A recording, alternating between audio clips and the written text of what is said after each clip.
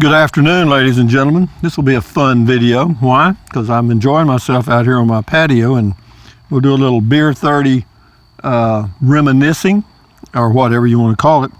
And it's about 60 degrees, got a little wind around, nice day, kind of overcast, but you know what I mean. But it is beer 30, and that's what this is all about. Prost, der Trixa.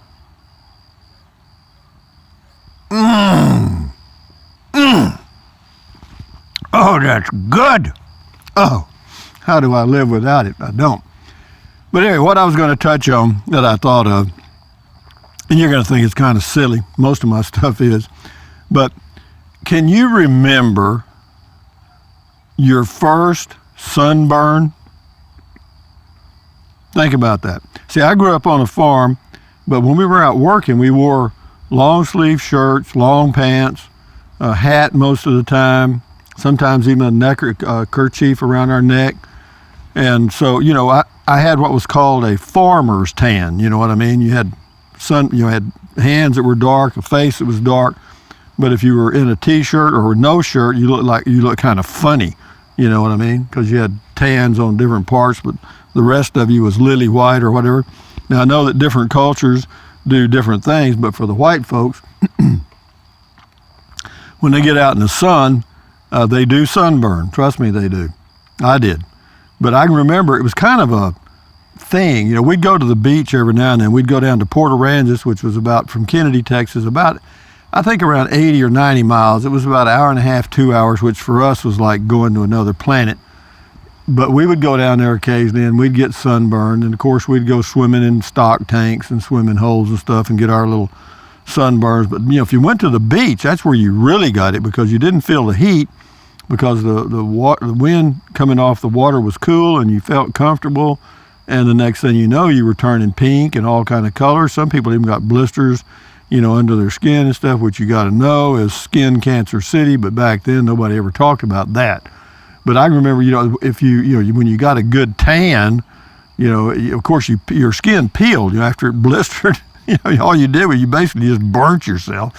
But, you know, you'd peel, and then, you know, your skin was peeling, was kind of neat. You know, it'd be peeling, and, you know, I remember girls thinking that was cute because their skin was peeling and stuff. But anyway, you know, if you can remember your first sunburn, then you remember something that was kind of a fashionable thing to do, and something else I got into. Me and a friend of mine, or I say a friend, an acquaintance. I don't think I had any friends really, but we decided that we were going to change our hair color, and he had his sister. This guy's sister had used peroxide on her hair. I think it was peroxide, and it had changed the color. And he saw it. And he said, hell, we can do that. I mean, he told me, he said, well, we're going to go to, we went to Ballard's drugstore and got some, I think it was hydrogen peroxide. It seemed like it. It could have been something else. But it was cheap, and yeah, you just pour it through your hair. God dang. My hair turned kind of a orange, and his was kind of reddish colored. You know, we looked goofy as hell. But, you know, I remember, you know, I think about it now. You know, I walk around and I go in the grocery store and I'll see somebody with purple hair, or blue and purple, or blue, purple, and red, or whatever. And I kind of go, God, why do they do that? Well, you know, I did the same thing. And once you've done it, you know, you can't undo it. You know what I mean? So, you know, that's kind of growing up things. You know, we all, you know, we look down, or say we look down. Sometimes this new generation irritates us older people because, you know, it's like looking in a mirror, I think, because, you know, we did some crazy stuff. You know, I did the hippie stuff. I never had really long hair, but I had what was considered then long hair because my hair actually touched my collar. You know, my dad thought that he'd put his finger there and he'd flip it up about as long as it is now, about this. And that was hippie. I was a hippie. And he didn't like that. He didn't like it at all. And he didn't make any bones about it either. He wasn't worried about being politically correct. I'll guarantee you that crap. Because if he didn't like something, he just told you. But here's something else. You know, when I was in the sunburn phase stuff, I remember I was in a t-shirt and I looked at myself in the mirror and I had a flashback of, you remember Ichabod Crane? the old guy, he was riding a horse and he was running away from the headless man or something. It was like a Walt Disney movie, but his name was Ichabod Crane. And he had an Adam's apple that stuck out about 4 inches. I don't have an Adam's apple at all, hardly.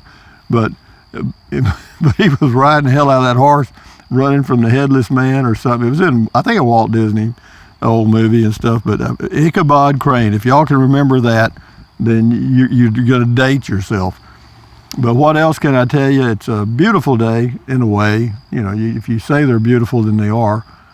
But, you know, while we're here living, you know, let's don't forget to enjoy our life. You know what I mean?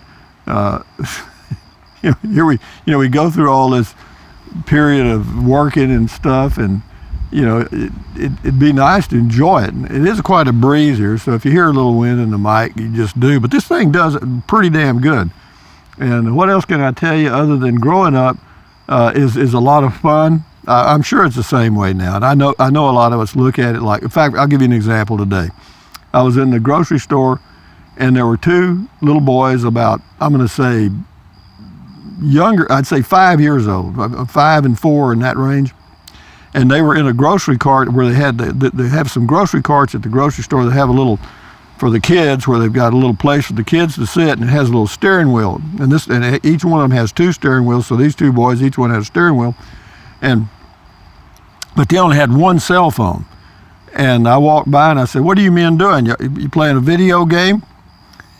This one kid looked at me and said, "No, we're driving." And the mother said, "Well, they haven't learned how to park yet." You know, but yeah, that's the difference. See, they were sitting there, you know, fascinated with playing a video game. And that's the difference, you know. You get on, get off, or get out of the way, because things are changing, guys. I mean, and I know sometimes it's a little painful to look at some of these people and you say, "My God, look at that." And but back in the 50s and 60s, I'm sure there were people that looked at me and said, "My God, look at that," you know, with my orange hair or whatever color it turned after I peroxided. Jesus Christ. And, you know, then I got into the deal of, well, this was after I was out of home. I could not have grown my hair long at home. That was out, or T.O. or whatever you say. And, no, but I was out working and going to school. I was working my way through college with, you know, got a little help from GI Bill. I was crap. And, but anyway, it was, yeah, he wouldn't have put up with that 5 seconds. No way, Jack. Nope, he was the old school all the way to the bone, and I'm glad he was, because I learned a lot from him and I had a lot of respect for him. And, you know, I think that's good. I think one of the things that children ought to do still today, and I realize it's kind of gotten out of hand, you know, that children may not respect their parents like they should, in my opinion. But that's life, you know, it's just a change. And, again, get on, get off, or get out of the way, you know. Lead, follow, or get the hell out of the way. And having said that, guys, from Central Texas, USA, this is Rusty78609 saying thumbs up, carpe diem, adios, bye-bye. From Beer 30, wait a minute, hold on. Here's to the rest of you guys. Skull.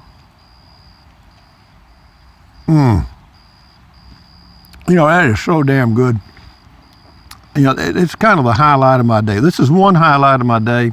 And the second highlight of my day is I usually spend probably 15 to 30 minutes preparing me an evening snack, and I'll have me that evening snack, which is usually pretty light. You know, it's something like, for tonight, I'll give you an example. I'll take a corn tortilla, 1 corn tortilla, and I'll warm it on this iron griddle I've got, or whatever you call it, and I'll warm it. And then I'll put some refried beans on it, spread them around real thin. And then I'll put a little hot sauce on top of that. And then I'll take a little slice of onion and cut it up into real fine. And then I'll sprinkle that on on the refried beans. And what else? And then I'll take, then I'll put a little bit of cheese, not much, just sprinkle a little cheese on top of it.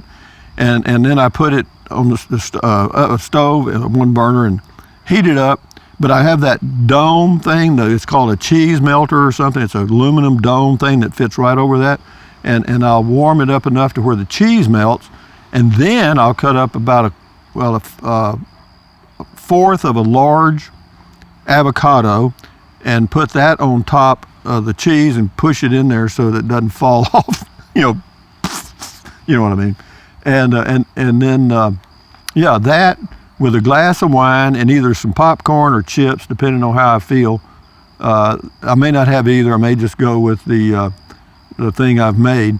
But no, that's a real simple meal, and with a glass of red wine. I usually have about 4 or 5 ounces of red wine and a book. And right now I'm reading a Mark Twain book he wrote, and it's just about the history of the Mississippi River. And it starts all the way back to, the beginning of, the finding of the river and all that stuff, and how big it is compared to it's even, as far as the drain basin of the Mississippi, it's huge. And so, and it's just a good book to look forward to read, because it's easy reading. It doesn't challenge, it does challenge you a little bit, but, Mark Twain, he wrote some stuff that a lot of people aren't aware of. And it's just the Mississippi River. It's a long book, because he really is descriptive. But anyway, having said that, guys, thumbs up, carpe diem, adios, bye-bye. Buy anything you want. Drink plenty of water. But use the Amazon link. Drink plenty of water, stretch, walk, keep your health. And every now and then sit down and have you a little beer 30 or whatever kind of 30 you want, chat with yourself, and enjoy your life. That's what it's all about, isn't it? And I'm going to be going on a trip soon. You can bet on that. So anyway, guys, from Central Texas, adios, bye-bye. I got to have another swallow of beer before I dry out.